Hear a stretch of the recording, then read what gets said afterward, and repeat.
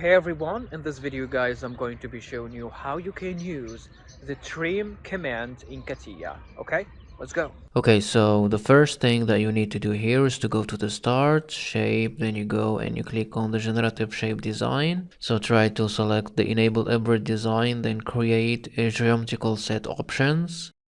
Then you click on OK. Next you click on the XY plan, then you click on sketch.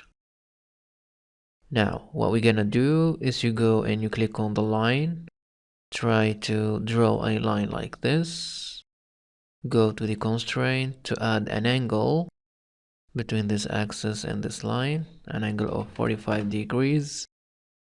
Okay, then you click on this constraint to add a distance between this point and this axis, a distance of 50 millimeter. Then we're gonna do the same thing here between this point and this axis, 50 millimeter. Then you exit the workbench. Then you come back to the same plan, XY. Then you click on sketch. You go also to the same command line. We're gonna draw a new line like this.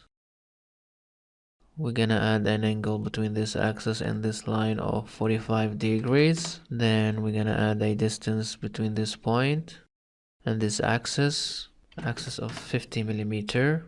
Then exit the workbench.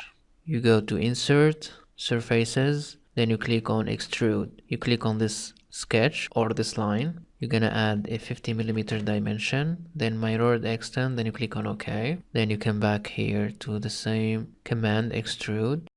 You click on the second sketch, which is the second line, then you click on OK. I'm gonna hide the first sketch, then the second sketch. Then I'm gonna go to insert, operations, then you click on trim command. Now if I click on the first part of the first extrusion and the first part of the second extrusion, I'm gonna keep both of them if I click OK. Now if I come back here and I use the trim command again, if I click on the bottom part of the first extrusion and the bottom part of the second extrusion, I'm gonna keep both of them in this case. Okay, so this is how you can use the trim command in the generative shape design workbench of CATIA. Thanks for watching.